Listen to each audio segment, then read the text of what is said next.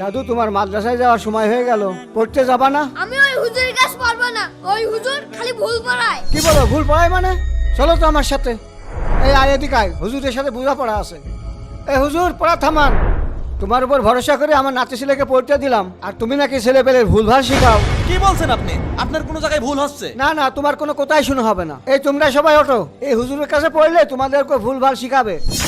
হ্যাঁ হ্যাঁ তাহলে তো এই হুজুর কাছে পড়া যাবে না। হ্যাঁ ভাই, ঠিক ঠিক। এই সবাই ওঠো, চলো, কি চলো, বলে চলো, এসব? চলো। আরে যাইও না তোমরা।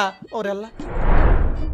আচ্ছা, তোর হুজুর কি ভুল পড়ায় রে? শুনলাম না তো। আমাদের হুজুর বলে রোজা নাকি 30টা সবার জন্যই ফরজ। হ্যাঁ তাই তো, 30টা না তো কয়টা রোজা? যদি 30টাই রোজা ফরজ হয়, তাহলে তুমি আর আব্বা সপ্তাহে একটা করে রোজা রাখো কেন?